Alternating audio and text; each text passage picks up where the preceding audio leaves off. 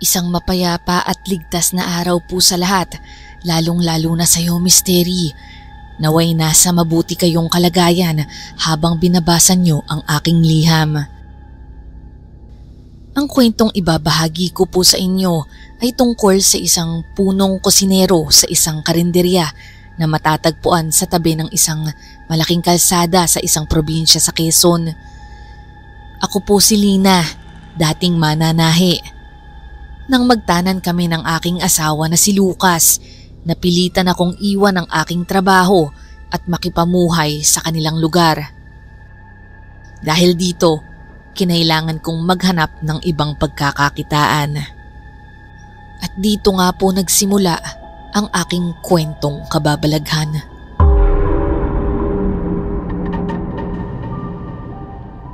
Habang nag-aagahan kami ni Lucas isang umaga, napansin niya ang lungkot sa aking muka.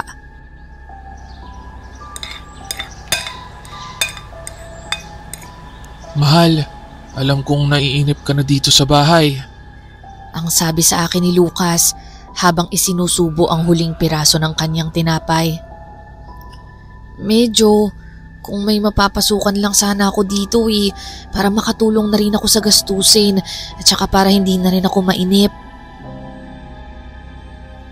Nakatira po kami sa isang lumang bahay na pagmamay-ari ng kanyang mga magulang.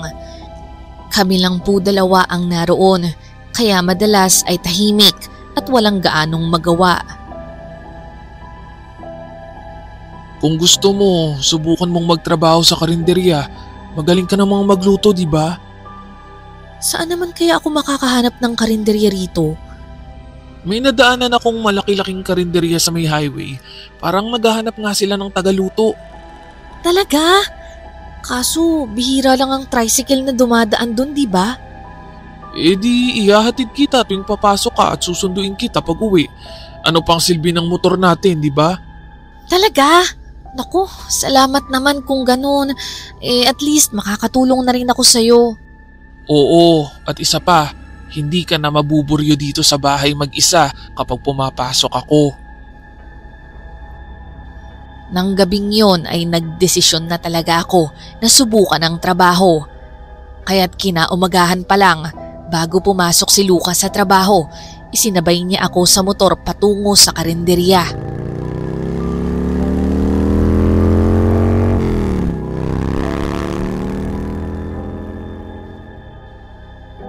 Pagdating namin, namangha ako sa laki nito kumpara sa karaniwang karinderyang nakikita ko. Sige na, pumasok ka na. Hintayin na lang kita dito. Naku, wag na. Mauna ka na at baka malate ka pa sa trabaho mo. Paano pag uwi mo? Magsisimula ka na ba agad? Hindi pa naman siguro, pero maaga pa Tsaka may tricycle namang dadaan, hindi pa naman gabi. O sige. Mag-ingat ka ha. Sana matanggap ka. Sana nga. Salamat ha. O kita na lang tayo sa bahay mamaya.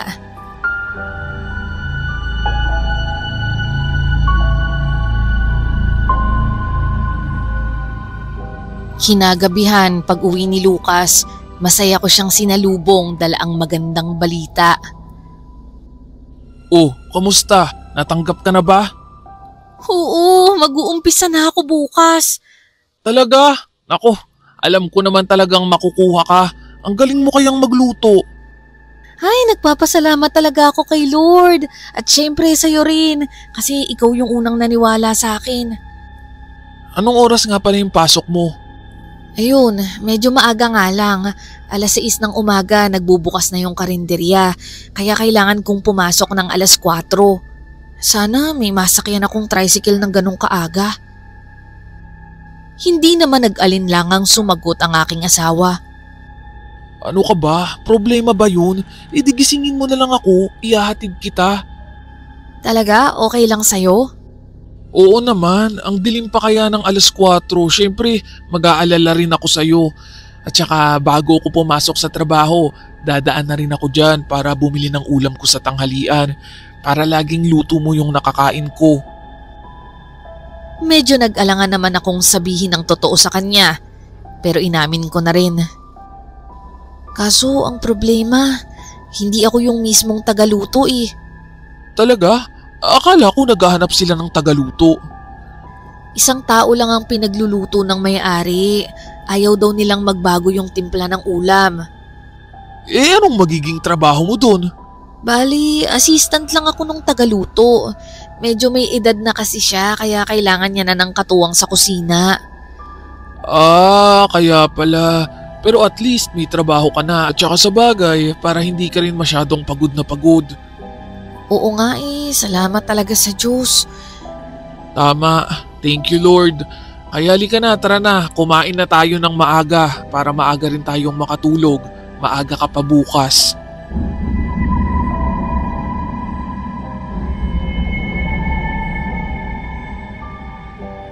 Alas 3 pa lang ng madaling araw, gising na ako upang maghanda sa unang araw ng aking trabaho. Matapos magbihis at maghanda, ginising ko si Lucas para ihatid ako. Kahit inaantok pa ang asawa ko, hindi siya nagreklamo. Mula sa bahay namin, inabot ng 10 hanggang 15 minuto ang biyahe papunta sa karinderya. Pagdating namin, agad ko siyang pinauwi upang makatulog pa siya kahit konti.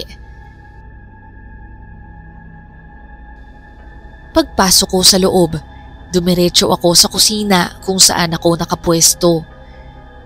Naroon na si Aling Minding, abala sa paghihiwa ng mga karne at gulay. Siya lamang ang tao sa kusina ng mga oras na yon. Pagkakita niya sa akin, agad niyang inabot ang kutsilyo at tabla.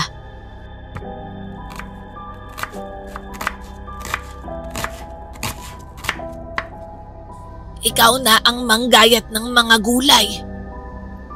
Si Aling Minding Misteri, ang punong tagapagluto ng karinderya. Siya lang ang may pahintulot na magtimpla at magluto ng mga ulam maliban sa kanin. Sa tansya ko, nasa 68 anyos na siya, pero malakas pa rin ang kanyang pangangatawan. Halos puti na ang kanyang buhok at kapansin-pansin ang mga kulubot sa kanyang balat dala ng kanyang katandaan. Habang abala siya sa paghiwa ng mga karne, nagbilin siya na hindi man lang tumitingin sa akin. Pagkatapos mong manggayat ng gulay, tuturuan kita kung paano maggisa ng ulam. Sige po, bibilisan ko na po rito. Napansin kong hindi siya tumitingin sa akin kapag nagsasalita. Marahil ay hindi lang siya sanay makipag-usap ng matagal. Habang abala ako sa trabaho, hindi ko rin maiwasang mapansin ang mga supot ng karne at gulay na nakapatong sa lamesa. Misteri, ang dami-dami ng mga to. Kaya naman hindi ko rin napigilang magtanong. Maaga po ba ang delivery ng mga sangkap dito? Hindi. Ako mismo ang namimili niyan sa palengke. Kayo po? Ang dami naman po nito. Buti nakakaya niyo pong bitbitin lahat yan. Lumingon siya sa akin ng bahagya at may bahagyang iritasyon din sa kanyang tono. Matanda lang ako pero hindi ako mahina. Mabuti pa, tapusin mo na nga yung ginagawa mo. May kasungitan din si Aling Minding. Isa siya sa mga tipikal na matatandang laging galit. Marahil tumandang dalaga kaya ganon ang ugali niya, masungit at mataray. Pero imbes na magdamdam, ipinagpatuloy ko na lang ang panggagayat ng gulay.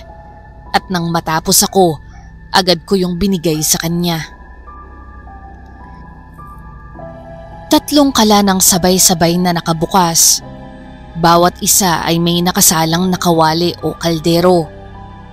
Namangha ako sa husay ni Aling Minding. Kung ako nga, hirap na sa sabay na pagprito at pagsasaing. Siya naman ay walang kahirap-hirap na napapagsabay ang lahat.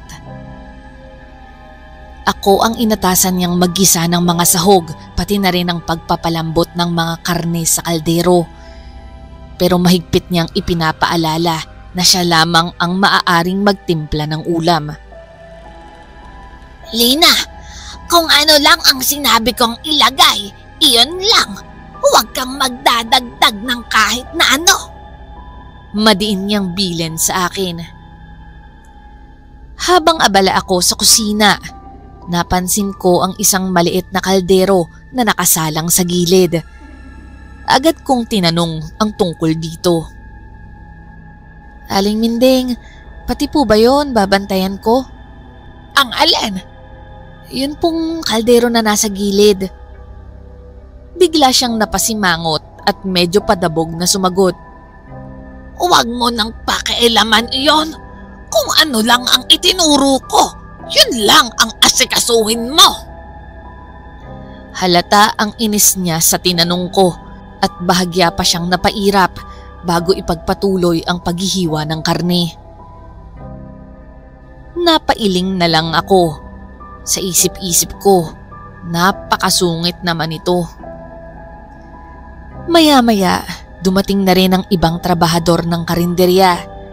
Sina Tina, Andres, Alvin at Salve. Si Tina ang kahera. Nasa 30 na siya sa tansya ko. Sina Salve at Alvin naman ang mga tagasilbi at tagalinis ng lamesa. Si Andres sa kabilang banda ang gumagawa ng mabibigat na gawain tulad ng pagbubuhat at pagkukumpuni. Napansin kong si Alvin ay may kilos babae kaya siguro siya ang napunta sa mas magaang na trabaho. Magandang umaga! Magandang umaga rin. Ha? Ikaw pala yung bago at yung papalit kay Aling Minding? Biglang napatigil siya nang mapansin niyang nakatingin sa kanya si Aling Minding. Malalim ang tingin na para bang nagbabantang huwag ituloy ang sasabihin. Agad namang binago ni Andres ang kanyang mga sinabi. Ibig kong sabihin, ikaw pala yung bago. Maganda ka pala. Nagtaas naman ang kilay si Alvin bago sumabat. Hoy Andres, may asawa na yan, kaya tigil-tigilan mo ang pambabola mo. Aba, pagkatapos mong mabasted ni Salve, ito naman ang bagong target mo. Target agad? Sinabihan ko lang naman na maganda kasi yun ang totoo. Ay, hello sa inyo. Ako nga pala si Lina. Sana maging maayos yung pagtatrabaho ko dito. Alam ko na ikaw si Lina. Sinabi sa amin kahapon. Ito nga palang katabi ko, si Salve, pinsan ko. At yung bumasted dyan kay Andres. At yung nasa kahera, si Ate Tina yun. Sumingit naman si Salve. Kung sakaling bubuntutan ka ni Andres, sabihin mo agad sa amin na. Oo naman, sige. Pero sa tingin ko, mabait lang naman siya talaga. Masaya ang usapan namin hanggang sa biglang may malakas na sumigaw. Magtrabaho na kayong lahat. Kaaga-aga, puro kayo tsismisan. Si Aling Minding, halatang inis na inis. Opo, Aling Minding. Sagot naman ni Salve, sabay balik sa gawain niya. Nilapit ni Alvin ang mukha niya sa tenga ko at pabulong na nagsalita. Katiwala dito sa karinderya si Aling Minding. Ingat ka dyan ha, sobrang sungit niyan. Oo nga mukhang ang sungit nga. Kanina, nasampulan agad ako. Ay nako, simula pa lang yan. O siya sige ha, back to work muna tayo at baka tayo naman ang bulyawan.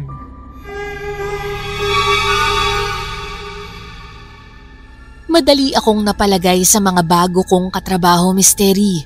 Maliban lang kay Aling Minding na sobrang sungit talaga at mahigpit. Naging maayos naman ang pakikitungo sa akin ng ibang mga kasamahan ko sa karinderya. Masaya silang katrabaho at walang problema pagdating sa pagkain. Libre na ang tanghalian at hapunan namin. Noong una, inakala kong hindi gaanong dinarayo ang karinderya dahil sa lokasyon nito sa highway. Pero nagkamali ako. Karamihan sa mga parokyano namin ay mga truck driver at pahinante. Paminsan-minsan may mga turistang napapadaan at kumakain rito. Lumipas ang ilang araw at nanatili namang maayos ang trabaho ko. Pero may isang bagay akong hindi maiwasang mapansin, Misteri. Araw-araw, ang kinakain ni Aling Minding ay ang niluluto niyang nasa maliit na kaldero. Wala siyang ibang kinakain kundi yun lang. At dahil sa pagtataka, minsan ko itong naitanong kina Alvin habang sabay-sabay kaming kumakain. Alvin, ganyan ba talaga si Aling Minding? Hindi siya sumasabay sa pagkain? Hay nako sis, masanay ka na. Matandang dalaga kasi, kaya siguro ganyan ang ugali. Loner ba? Ilang beses na naming inaya yan. Pero ayaw talaga. Gusto palaging nagkukulong dyan sa kusina. Oo nga, Lina. Hayaan na lang natin siya. Bakit mo ba naitanong? Wala naman. Napansin ko lang kasi na lagi siyang mag-isa. At saka yung laging kinakain niya kasi yung nasa kalderong maliit. Yung niluluto niya tuwing umaga, hindi ba niya kinakain yung mga sarili niyang luto dito sa karinderya? Oh, yun ba?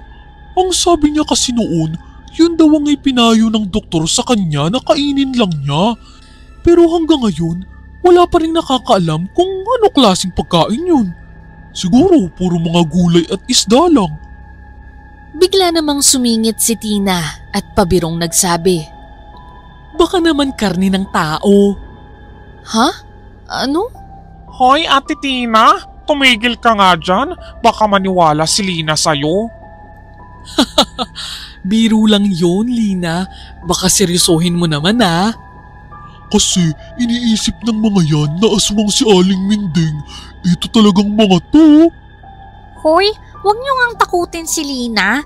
Maaga yan pumapasok at silang dalawa lang ni Aling Minding ang tao dito sa kusina sa madaling araw. Baka mamaya hindi na yan pumasok. Kayo talaga? Hoy Lina, biro lang yun Baka sabihin mo kay Aling Minding, huwag mong isumbong.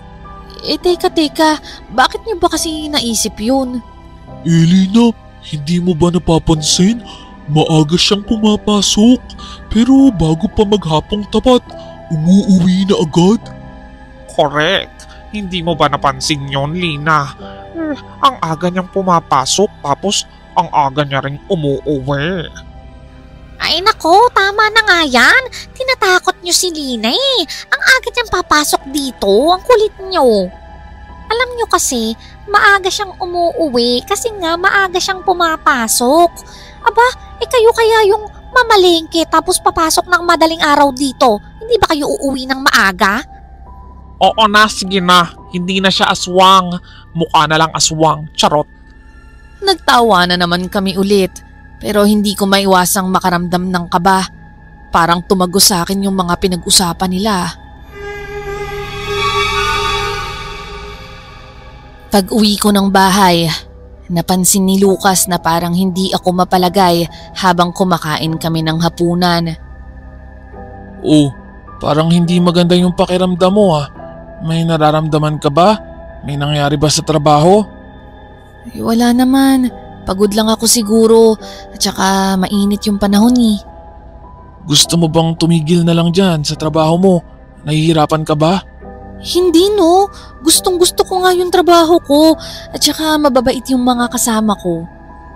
Mabuti naman kung ganun. Akala ko kasi nawawalan ka na ng gana. Hindi ka kasi ganyan nung mga nakaraang araw. Baka kulang lang ako sa tulog. Di ba kasi madaling araw ako pumapasok. Hindi pa siguro sanay yung katawan ko. Ganun ba? O sige, pagkatapos mo dyan, Ako na yung maghuhugas ng pinagkainan natin. Magpahinga ka na agad. Talaga? Salamat ah. Babawi ako sa'yo sa day off ko at saka pagsahod ko. Ipunin na lang natin yan. May sahod din naman ako.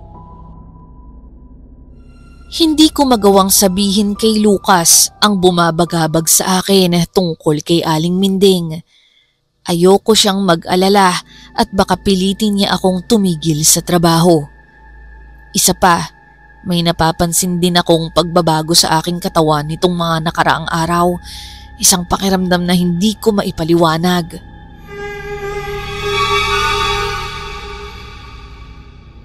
Isang umaga, matapos akong ihatid ni Lucas sa karinderya, agad kong napansin ang malaking pagbabago sa kilos ni Aling Minding.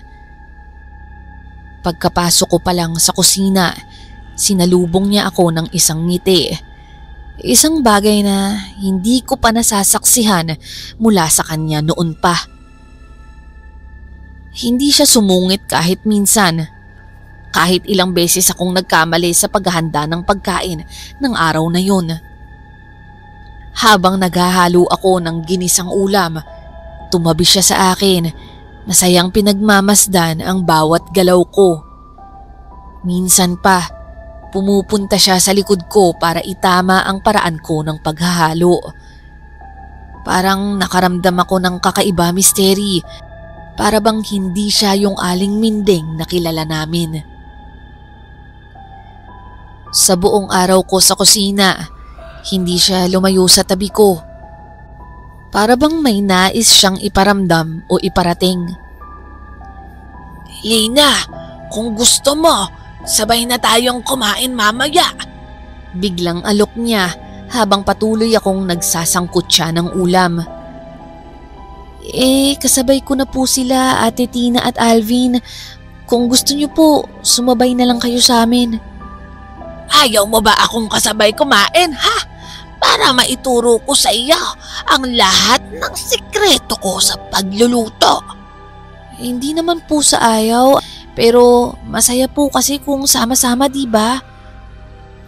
Bigla naman siyang napatigil, kasabay ng galit na ekspresyon sa kanyang muka. Itinarak niya ang hawak niyang kutsilyo sa malaking sangkalan at bumaon ito ng malalim.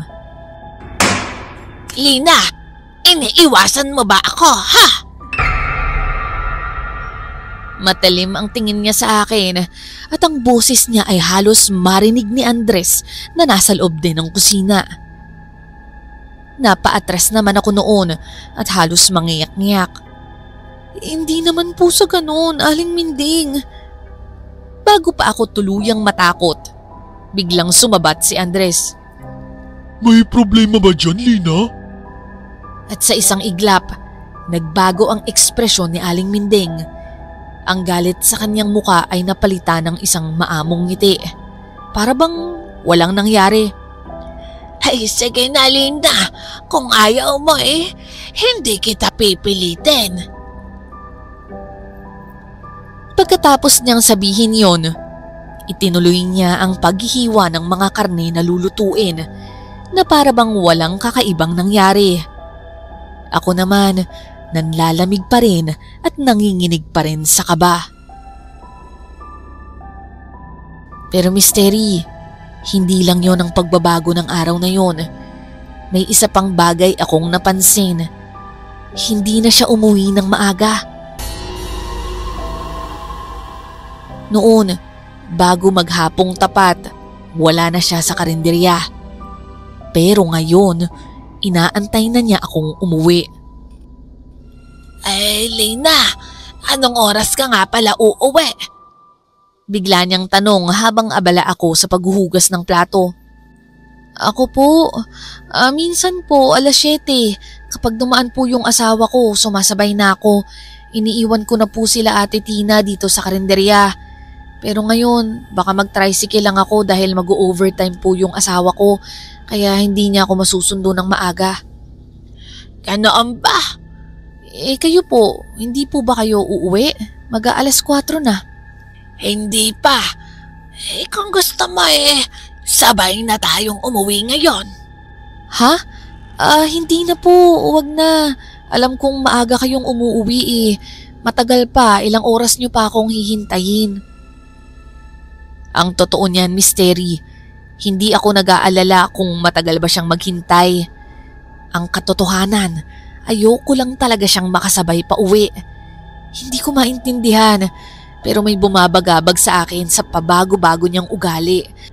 At aaminin ko, malaking dahilan din yung pag-uusap namin nung nakaraang araw. Sige na! May tricycle naman na sumusundo sa akin. Hindi ka mahihirapang maghintay. Yun din ang palaging sumusundo sa akin sa palengke. Hindi na ako nakasagot pa kay Aling Minding, Mystery. Mas minabuting pagbigyan ko na lang kaysa magalit pa siya sa akin. Baka kung ano na naman ang gawin niya kapag hindi ko sinunod ang gusto niya. Kaya't pagsapit ng 7:00, naghintay na siya sa labas ng karinderya upang sabayan ako pauwi. Napansin ito ni na Alvin. Bruha, parang ang bait naman sa'yo ni Aling Minding ngayon. Ano bang pinakain mo sa kanya? Uy, magtigil ka nga dyan. Kinakabahan na nga ako eh. Alam mo, may something talaga dyan kay Aling Minding. Baka naman nagustuhan ka na niya. Gusto ka na niyang kainin. Tingnan niyo tong mga taong to. Natatakot na nga eh. Binibiro pa. Ewan sa'yo, Alvin. Di ba nga, ikaw nga yung unang nanakot dito kay Lina? At saka, feeling mo naman magugustuhan ka nito kahit mag-action star ka pa. Hoy, may asawa na si Lina, no? At saka, mas may itsura kaysa sa'yo. Ay, tama na nga. Nandyan na ba si Aling Minding? Bago pa sila makasagot, biglang pumasok sa kusina si Ate Tina. Nandyan pala kayong lahat. Nagchichismisan lang ha. Ang daming kalat sa lamesa. Baka gusto niyong magligpit. Kunot noon niyang sinabi. Sandali lang ate, may problema kasi si Lina. O Lina, nandito ka pa pala. Inaantay ka na ni Aling Minding. Parang biglang bumait sa'yo yung matandang aswang ah. Hala, isa pa to sa nanakot. Biro lang. At saka kung aswang nga si Aling Minding, di dapat matagal niya na kaming kinain, di ba? Sa bagay, may point siya. O siya na, sige, puntahan mo na. Baka naman gusto ka lang niya talagang maging anak-anakan. Sa sinabi ni Ate Tina, unti-unting gumaan ang loob ko. Tama siya. Kung aswang nga si Aling Minding, bakit ako lang ang pinapansin niya? Baka naman naging mabait lang talaga ako sa kanya, kaya ganoon ang trato niya sa akin. Lumabas ako ng kusina na mas kampante. Nagpaalam ako sa mga kasama ko at lahat sila ay nakangiti habang pinapaalalahanan akong mag-ingat. Sa labas ng karinderya, nakita kong nakaupo na si Aling Minding sa loob ng tricycle. Nakangiti siya sa akin, masaya, para bang sabik na sabik. Magkatabi kami sa loob ng tricycle at pansin kong tuwing may pagkakataon, gusto niyang yumakap sa akin. Hindi ko na lang pinapansin at hinayaan ko na lang. Habang nasa biyahe kami, nagkwento siya tungkol sa buhay niya. Wala na raw siyang pamilya, nag-iisa na lang sa mundo. Nauna akong ihatid ng tricycle sa bahay namin. Bumaba ako at bago umalis si Aling Minding, ngumiti muli siya. Magkita na lang tayo bukas sa karinderya. Aniya. Naghintay muna akong makaalis ang tricycle bago ako pumasok sa bahay. Pagpasok ko, agad akong nagluto ng hapunan namin ni Lucas. Matapos nito, naligo ako upang makapagpahinga habang hinihintay siyang umuwi. Pero lumipas ang oras, 9:00 na, wala pa rin ang asawa ko. Unti-unting lumalim ang pag-aalala ko at kasabay nito, bigla akong nakaramdam ng pagkahilo at pagsusuka. Habang iniisip ko to, bigla akong may narinig na yabag sa labas ng bahay. Hindi ko alam, Misteri, pero bahagya akong kinabahan ng mga oras na yon. Naglakad ako papalapit sa pinto at nagtanong.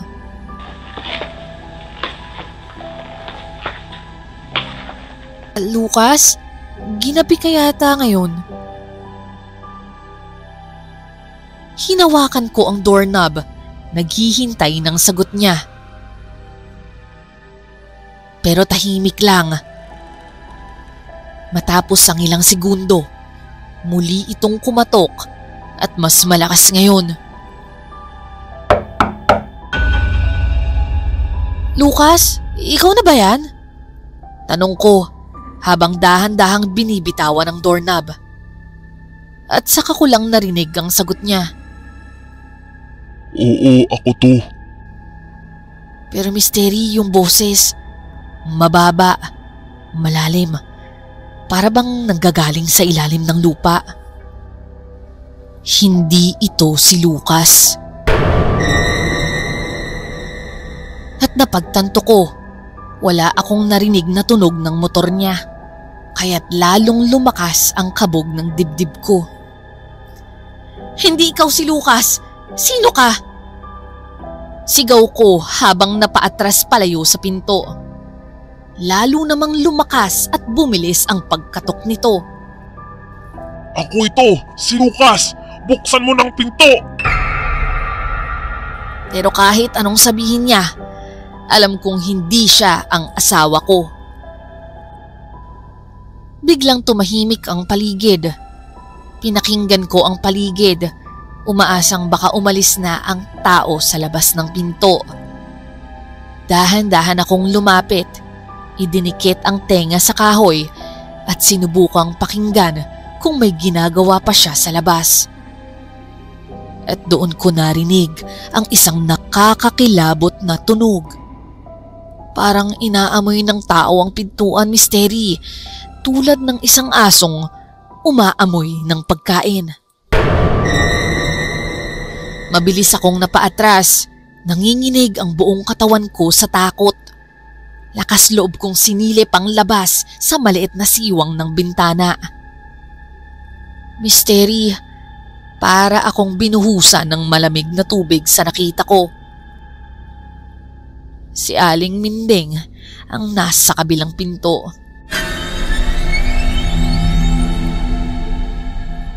Pero hindi na siya yung dating Aling Minding. Gulong-gulo ang kanyang buhok at ang tindig niya hindi na normal. Para siyang isang mabangis na hayop na nag-aabang ng biktima. Maya-maya, bigla niyang pinaghahampas ang pinto gamit ang sarado niyang mga palad. Galit na galit at uhaw na uhaw sa laman. Doon ko napagtanto ang lahat. Kaya pala bigla siyang naging mabait sa akin. Kaya pala sumabay siya sa aking pag-uwi para malaman ang aking tirahan. Napaupo ako sa likod ng pintuan. Pilit na hinaharangan ito ng aking katawan upang maiwasang bumukas. Sa tindi ng takot ko, napasigaw ako. Parang awa niyo na, Aling Minding! Huwag niyo akong gambalain! Pero halakhak lang ang itinugod niya. Lubos na nakakakilabot ang malamig niyang tinig.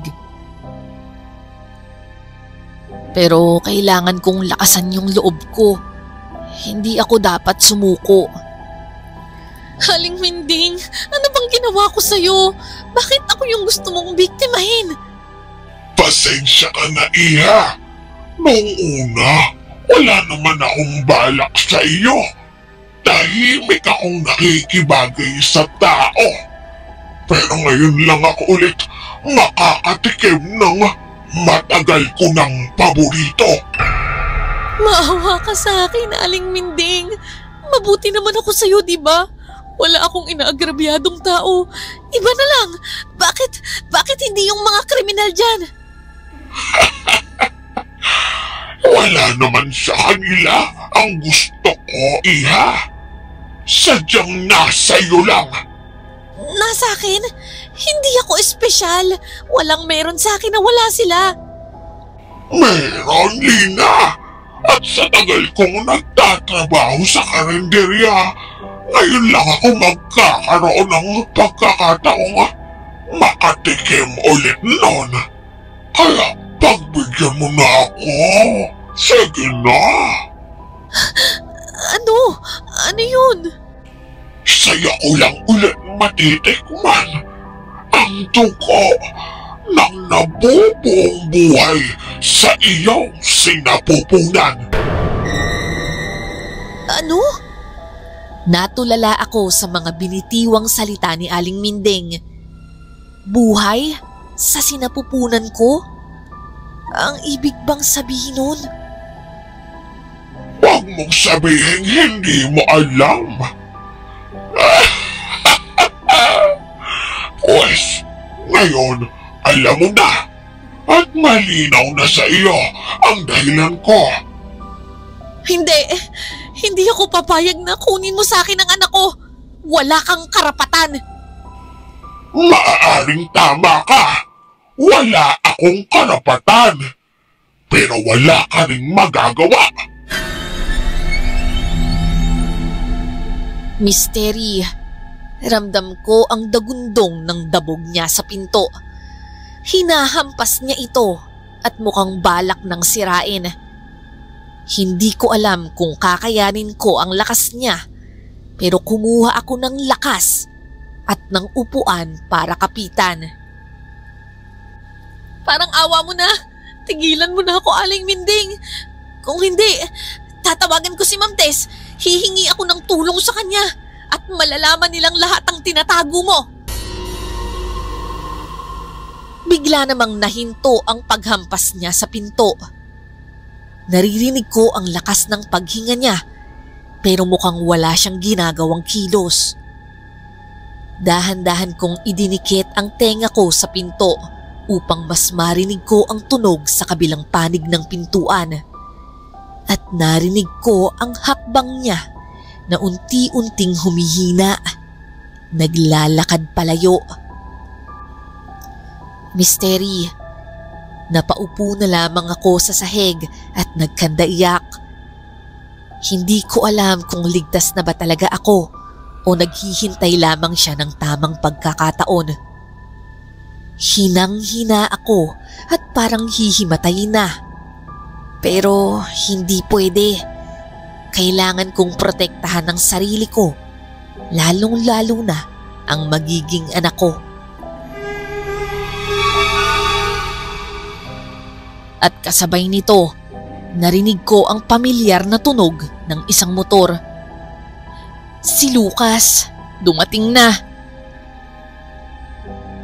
Agad akong napatayo at binuksan ang pinto. Pagkakita ko sa kanya, agad akong yumakap at humagulgol sa takot. Oh, anong nangyari sa'yo, Lina? Nag-aalalang tanong ni Lucas. Hindi ako agad nakasagot. Patuloy lang akong umiiyak sa bisig niya. Nang sa wakas ay humupa ang aking pag-iyak, ikinuwento ko sa kanya ang lahat. Ang kakaibang kilos ni Aling Mindeng, ang nangyari kanina sa labas ng pinto, ang kanyang tunay na pagkatao. Halong galit at pagtataka ang bumalot kay Lucas. Pero nang sabihin kong magiging ama na siya, saglit niyang nakalimutan ang takot. Napalitan ito ng tuwa, ngunit hindi nito mapawi ang panganib na kakaharapin namin. Nang gabing yun, Misteri, hindi kami nakatulog ni Lucas. Hinintay namin ang pagliwanag bago bumalik sa karinderya upang kumprontahin si Aling Mindeng. 7:00 na ng umaga nang dumating kami sa karinderya. Pero nakakagulat, hindi pa ito nagbubukas. Pagpasok namin, nandoon ang may-ari ng karinderya, si Ma'am Tess, kasama si Ate Tina at ang iba pang kasamahan namin. Sino sa kanila si Aling Minding? Ang tanong sa akin ni Lucas. Napatingin ako sa paligid, pero wala siya ron. Biglang tumayo si Ma'am Tess at nagtaas ng kilay nang makita ako. Bakit ngayon ka lang, Lina? Wala tuloy nagluto ngayong umaga. Napatitig ako sa kanya. Hindi ko alam kung paano sasagutin ang tanong niya. Nasaan po si Aling Minding? Pumunta siya sa akin kaninang madaling araw at nagpaalam na aalis na raw siya. Ang sabi niya na ituro na niya sa'yo ang lahat at ikaw na raw ang bahala sa pagluluto. Kaya nga nagtataka kami kung bakit late ka na dumating. Ano? Nagpaalam? Umalis? Habang nakatulala ako, muling nagsalita si Ma'am Tess. Lina, kung hindi mo kaya, sabihin mo agad. Baka kailangan ko nang maghanap ng ibang magluluto. Ayoko namang isara tong karinderya. Hindi ko alam kung paano ko sasagutin ang tanong niya, Miss Terry. Huminga ako ng malalim at pilit na kinalma ang sarili bago humingi ng pasensya kay Ma'am Tess. Pasensya na po, Ma'am Tess. Nagkaroon lang po ako ng konting problema sa amin. Nagpa-check up po kasi ako kahapon. Nalaman kong buntis ako. Nagbago ang tono ni Ma'am Tess. Mula sa pagiging mahigpit, lumambot ang kanyang boses at naging mahinahon. Ay, ganun ba, Lina? Pasensya ka na kung nagalit ako, ha? Papalampasin ko na ito. Pero sana sa susunod, magsabi ka sa mga kasamahan mo, ha? Opo, Ma'am. O siya, mabuti naman. Bukas na lang tayo magbukas ng karinderya. Nakilala mo na ba si Mang Dado? Siya yung tricycle driver. Napaisip ako sandali bago sumagot. Opo, Ma'am. Siya po yung kasama ni Aling Minding sa pamamalengke. Napataas ang kilay ni Mang Dado at agad na sumabat. Ano? Abay, hindi Ako ang talagang namamalengke. At kapag malapit na ako sa karinderya, tsaka ko lang sinasabayang si Aling Minding. Matanda na iyon kaya hindi na kaya pang mamalengke. Laking gulat at pagtataka ko naman ng mga panahong yun. Ang buong akala ko talaga ay si Aling Minding ang namamalengke. Gusto pa sanang sabihin ni Lucas kay Ma'am Tess ang tungkol sa pangyayari nung gabing yon. Pero pinigilan ko na lang siya. Alam kong mahirap paniwalaan ang katotohanan, kaya mas minabuti kong manahimik na lamang. Kinabukasan, muling nagbukas ang karinderya. Minungkahi ko kay Ma'am Tess na papasukin ng mas maaga sina Alvin at Andres para may kasama ako sa kusina tuwing umaga. Pumayag naman siya maliban kay Alvin na halos nagmamakaawang huwag siyang isama dahil ayaw niya daw gumising ng maaga. Pero wala siyang nagawa.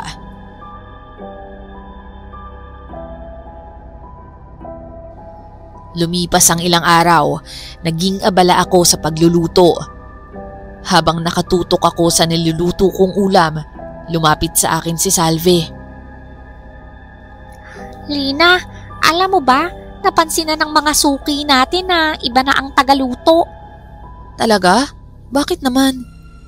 Kanina, habang nagliligpit ako sa kabilang mesa, tinanong ako kung wala na ba yung dating tagaluto. Sabi ko, oo, bago na. Alam mo ba kung ano yung sagot niya? Anong sinabi? Ang sabi niya, kaya naman pala, nagkalasa na yung pagkain. Dati kasi, ang tabang parang walang asin o kahit anong pampalasa. Talaga? Sinabi nila yon? So, ang ibig sabihin, mas nagustuhan nila? Oo, kaya congrats Mas magaling ka pa kay Aling Minding. At saka, oo, natikman ko yung luto mo. Talagang mas masarap talaga. Bahagya akong napangiti. Pero sa loob-loob ko, may mas malalim akong naiisip. Kaya pala hindi niya ako hinahayaan noon na magtimpla ng ulam. Hindi pala siya gumagamit ng asin dahil isa siyang aswang. Pinigilan ko ang kilabot na gumagapang sa katawan ko. Napansin ni Salve ang pananahimik ko, kaya muli itong nagtanong. Kaya pala gusto kanyang makasabay pa uwi nung gabing yun, aalis na pala siya. Ngumiti lamang ako at umiling. Hindi ko na ikinuwento pa sa kanila ang totoong nangyari nung gabing dumalaw si Aling Minding sa bahay namin. Naalala ko tuloy yung mga panahong ginagawa pa nilang biro ang pagiging aswang ni Aling Minding. Wala silang kaalam-alam na totoo pala ang mga kutob nila. Lumipas ang mga taon. Sa tulong ng aming pag-iipon, nakapagpatayo kami ni Lucas ng sarili naming karinderya malapit sa factory kung saan siya nagtatrabaho. Kalaunan, umalis na siya sa pabrika at tinulungan niya na lang akong palaguin ang aming negosyo. Sumama rin sa amin si Ate Tina, Salve at Alvin matapos maibenta ang dating pwesto ng karinderya. Samantalang si Andres naman ay nanatili sa factory pero madalas pa rin siyang kumain sa amin tuwing break. Naging maayos ang aming buhay, subalit lumipas ang maraming taon. Hindi ko pa rin malimutan ang mga gabing kinatatakutan ko si Aling Minding. Hanggang dito na lamang po ang aking kwento misteri. Maraming salamat po sa pagkakataong maibahagi ito sa inyong channel.